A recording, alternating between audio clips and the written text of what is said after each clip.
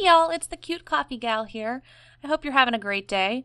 Today I wanted to share a speed build video with y'all, and I hope that you enjoy it. So I did want to quickly point out that this is an apartment speed build in San Myshuno, and you may be seeing me pick the apartment at 701 ZenView. And that's important to note because each apartment has its own unique shape. So that's really the only apartment where this particular build will work. So, and I also, as you can see, I'm not bulldozing the entire lot. I didn't want to delete everything. I wanted to leave kind of the walls and the general structure intact because, you know, in real life, whenever you move into an apartment, you kind of got to work with the structure that you're given. And so that was really my main thought process. I do change it up just a little bit, but most of the default structure, if you will, is in place. And I also am going through and I'm making all of the walls plain and white and the carpet the same everywhere because, you know, when you move into an apartment, it kind of all looks exactly the same. And I'm adding in those really big lights just so that I've got some light to work with. I do go back and I take those out and change them into the actual lights later on at the end of the build. But sometimes you just need a little bit of light to work with. So anyway, so what is this build? What am I looking at here? Over the summer, I participated in IrrelephantSims. You may know who IrrelephantSims is. She's another YouTuber. She did a Midcentury Madness build challenge. So I did this build over the summer and uploaded it to the gallery quite a while ago, but I did record myself building it. So I figured it might be a fun first speed build for my channel. So that's what we're looking at today. When Irrele issued the challenge, it was to celebrate her channel reaching 10,000 subscribers. So belated congrats to you, Irrele. And so the challenge was to roll a dice, and then based on which number you rolled, you had a few different options of what you might build. So the options were a 50s bowling alley, a 50s soda shop, a 60s hippie apartment, a 60s beach shack, or a 70s disco nightclub. So kind of looking at those mid-century fun things, if you will. Some of them were, and also a mid-century family home. So we had a home in there and an apartment, and then the rest were more like venues. So it was kind of fun to see what other people did with it. And I personally thought it was a fun challenge because you really have to kind of put yourself in a different kind of mindset for each of those builds depending on when it was and what it was. So that was really fun. And then after the challenge was over, Irrele took kind of looked through all of the different people's builds, and she made an overview video showcasing some of her favorites from each of those 6 different kinds of builds. So I'll make sure that I put a link to that in the video comments here so that you'll be able to go take a look at her video and see what everybody else did. So that's kind of fun. And then if you wanted to go take a look at the builds themselves, the way that we kind of all participated in the challenge was by uploading our builds to the gallery under the hashtag IrreleMidcentury. So if you wanted to go onto the gallery and take a look at that hashtag, you'd be able to see what other people did. So in case you hadn't figured it out yet, mine was the 60s hippie apartment. And so that was really a challenge for me. I've actually never done an apartment build before doing this one. I've definitely kind of renovated some apartments a bit by just, you know, adding some furniture and whatnot into my builds. But in the past, I've really relied pretty heavily on the default apartment structure and all of that. So this was a great challenge for me. It was also my first time uploading an apartment to the gallery, so I'll talk a little bit about that too. It's a bit of a different process. But I first wanted to start off, in case you hadn't already figured that out, with adding some color to the apartment. And I mostly achieved that through the, aside from the items, with various different rugs all over the apartment. And I think that was really something that is unique to the kind of 1960s era is that people were sitting on the floor constantly. And what you had on your floor was important. This was, the era of the sheepskin rug and whatnot. So I really wanted to make sure that I had some fun rugs all over the house, including in the kitchen. And then I really got started here in the living room. I saw this as kind of being like the main hangout space for the people who live in this apartment and all of their friends and guests and whatnot that might wind up traveling around. I did add some posters there that you see for some concerts and things like that, right there near where the guitars are. So, of course, we know that music was a huge part of the 60s. Music from the 1960s is actually one of my favorite kinds of music of all time. I'm way more likely to be listening to, some good old classic R&B or some soul music or some classic rock, the Beatles or the Doors or whatnot, the Rolling Stones.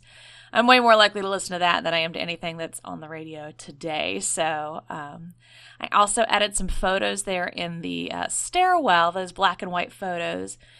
And I thought that those might be kind of fun to symbolize, family photos or photos with friends. And then, again, lots of colorful artwork on the walls. Those little llamas reminded me, of course, of Andy Warhol, which was more towards the 70s than the 60s. But, maybe he got to start with this group of people, and those were his those were his original inspiration, perhaps. I really like the lights that I added there, those cute little kind of lanterns. Then I moved on into the kitchen, and the first thing I needed to do was to paint the cabinets. And I actually have not done much with the overhead cabinets in The Sims 4. So this was a bit of a learning for me as well, as I was trying to figure out how they change the way that the shape of the cabinets, depending on what's next to each other and what the various different cabinet options are. I really liked the look of the cabinets in this apartment, which is kind of why I kept them at the beginning before as I was clearing everything out. I wanted to keep them in there to remind myself that, oh, this looks really cool. Make sure that you pick something interesting. So you can see me kind of playing around with it, trying to figure out how to merge two together to make them turn into the kind of cabinet that I wanted. And then I discovered that neat little gear tool, and I was like, oh, here's a million different options for cabinets. So I think this is one of the main reasons why I have tried to do more building challenges lately, is because it forces you to do different things in your builds than what you normally would do. And I am a huge, I'm a creature.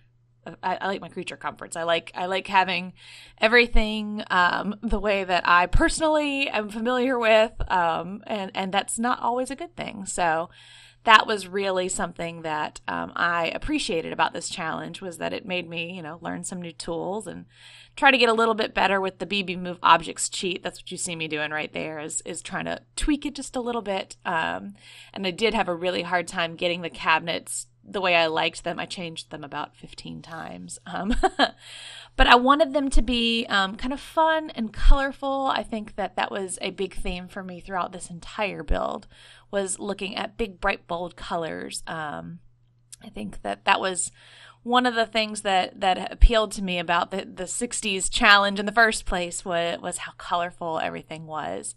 And that it kind of has almost this rustic look, if you will, in a way. It's not like a cabin in the woods, but it's just kind of homey. And that was important to me.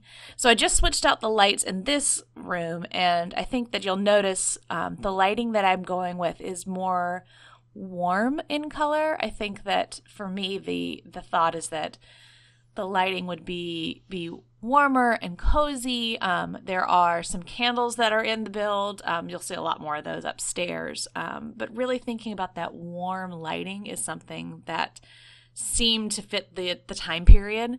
And then, having chairs that are all different colors so that it looks a little bit kind of eclectic and collected, if you will.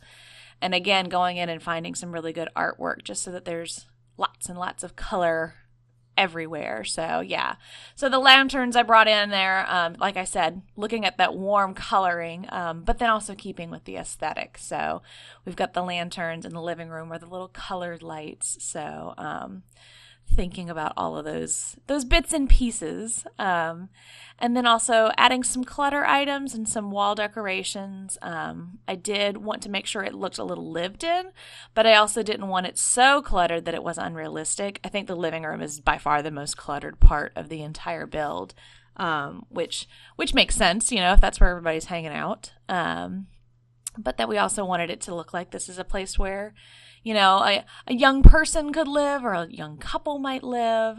It is a 1-bedroom apartment, so you could definitely, add in a baby's bassinet or something like that if they, had a little kid. I would imagine that, or if you, did have a family that was kind of growing up a little bit, that you probably would have, found a new apartment. So, and now I'm really just, kind of adding in all those little details that make a home, the trash can, the sauce on the counter, the little teapot. So that's all kind of fun to play with.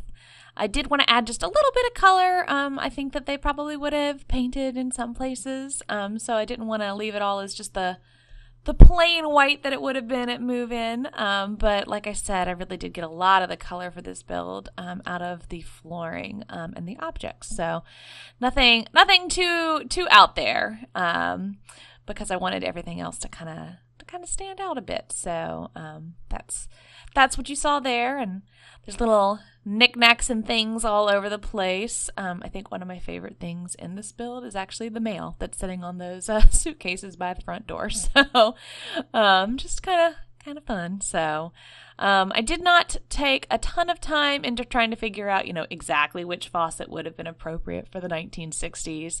I just went with general aesthetic more than, I guess, historical accuracy, you could say. The reason I picked this specific apartment to do this build is this patio area. I thought that one of the things that would really kind of speak to the lifestyle and the values that a lot of hippies had was the ability to be able to enjoy outdoors even if you're in the city, and to be able to have some plants and things. And so this is specifically why I picked this apartment, was having that patio area. So I definitely wanted to include the planters, a little fun area for them to be able to enjoy having dinner outside, or just, having drinks or whatever. I also put that little bird feeder in there. I'm not sure, how many birds will be able to get up there when that apartment is rather high in the building, but it seemed very much in line with the kind of thought process of having, bringing nature to the city as much as I could. And that's what those little plants on the wall are about too, is trying to green up the area as much as I could, while also acknowledging that, we are still in a city. So creating a little garden area, if you will, in an apartment. So, and it does have the little grill outside. I would imagine that for the most part, the grilling that they'll probably be doing will be more along the lines of tofu dogs and whatnot. But there you go, at least getting started. So I did change the walls a little bit here. I wanted to just really open up that bedroom a little bit more. And so in order to do that, I kind of needed to shift the bathroom a bit. But I did like how the area opened up, from the top of the staircase into this main kind of central area. I think that that's probably intended to be another bedroom in the apartment, but I used it for a very different purpose in this particular build. So I actually used that to create a little yoga studio. So, and then it occurred to me that, oh yeah, I'd forgotten drapes, which these are really hard windows to find drapes for. Just the way that they are situated on the wall, because it's an apartment build, you can't change the windows. They're locked in, and I loved how big they were and how much light they gave. But they were complicated. So so here I am kind of getting started on that little yoga studio that I mentioned. I think that in my mind, this apartment would really be kind of home base for some people, which is what you saw a lot of in the living room area, but then also a way for them to kind of provide for themselves is to run some yoga classes. I think that in my head made a lot of sense when you think about the fact this is in a city. So in the 60s, particularly thinking about like New York, that in order to kind of reconnect with nature and whatnot, that there would have been apartments that had turned into these kind of bohemian centers for meditation and whatnot. And so why not run a yoga studio out of your home? That was my thought process there. So I have a variety of yoga mats, and then I wound up doing mirrors on most of the walls in this room, which I thought was a really neat kind of look. It's, when you actually go to a yoga studio or to a dance studio, oftentimes the walls are all mirrored, and I think that that just adds so much more light and again, more color into the build. So that was the approach that I took there. You'll see that a little bit later that I also did that in the bathroom. So, but again, trying to get the curtains all right, I wanted to create this kind of calming atmosphere, and I figured that in the various times of the day that the sun would come into the yoga studio pretty brightly through those windows, and so they would want the ability to be able to close the drapes so that they could create that kind of calming, soothing atmosphere in the yoga studio. So I wanted to have the color of the drapes, but then also functionally, I thought that was kind of an important piece. And I really loved these kind of fun Asian-inspired pieces of artwork. I figured that acknowledging the roots of where yoga comes from was probably something that would have made sense to the hippies. I know that there was a lot of Asian influence in hippie culture, as well as in the music of the 60s. The Beatles were wildly inspired by the experience that they had going to India, and it changed the sound of their music. So adding some little towels there on the wall, acknowledging that, yoga can get a little sweaty.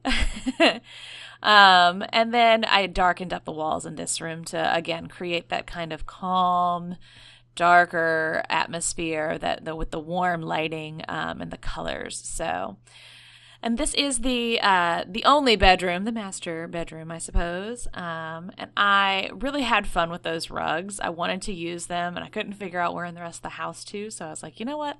They're just going to have them all in their bedroom. And I brought those same lanterns in that we used down in the kitchen. I think that the lantern look was something that really just kind of felt, again, like that bohemian look to me.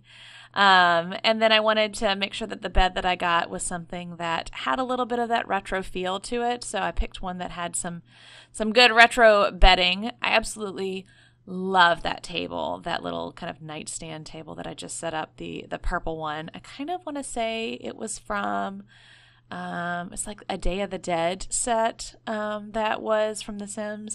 That's one of the challenges once you get all of the packs, expansion packs and stuff packs, is that you start to forget what came with what. So, but I feel like in the bedroom we really did have more of a kind of Mexican look, I guess, as opposed to the Asian look that you see next door. And again, adding some artwork. The colors were very important. I did like having that quilt hanging on the wall. I thought that it kind of gave me the vibe that these were people who had family connections. I know that my grandmother quilted a lot. Quilt didn't look quite like that, but the same concept. And the quilts that she made, I probably would not actually use them on my bed because my grandmother made them. I would want to have them somewhere where they'd be safer than actually in use on my bed. So I thought the wall hanging idea was a nice idea. So, and then I really loved having that massive window at the end of the bedroom. I figured it was the perfect place to create kind of a little home office space, if you will. I know that back in the 60s, the concept of a home office was nowhere near like what it is today. But in my mind, I thought that these people would probably, you know, be the same kind of people who might be interested in writing poetry, or a novelist, someone who had some things to say about the world and the changes that were going on. And so that was really kind of a little writer's nook that I created, with the fun purple bookcases. And of course, I put the little bonsai there so that we could have nature inside again. The bathroom was actually more challenging than I had expected it would be. I think just because it is such a small little space. But again, when you get an apartment, that's kind of what you're working with. So that was something that I did go ahead and kind of held on to. It also is a bathroom that has that funky little, like, you'll see it right there next to between the shower and the toilet is that little wall that's like one little spot. And I thought about deleting it because it did look a little funky, but then I actually kind of liked the idea of it providing even just a smidge of privacy. So I went ahead and kept it, which again was a bit of a challenge to kind of think about building around, but it was a good challenge, I thought. And made me really think about setting up this bathroom differently. So I actually really like how I have the bathroom. It's nothing like what I normally would have done. And again, that's a big part of, in my mind, doing build challenges is to challenge yourself. Again, just kind of setting it up. It's for, you know, it's a small little house with only 1 or 2 people, so it didn't need to have a whole lot of bells and whistles. Again, I brought the candles in, and I was trying to kind of play with setting something on the sink there, but it just wasn't quite working right, so I kind of gave up on that point. And then I'm really just kind of thinking through the last little odds and ends. I added a little bit of incense around the yoga studio to create that atmosphere of a yoga studio. And then I selected the lot traits. So I went with home studio, great soil, and bracing breezes for the exercising. So here is our little walkthrough of this apartment.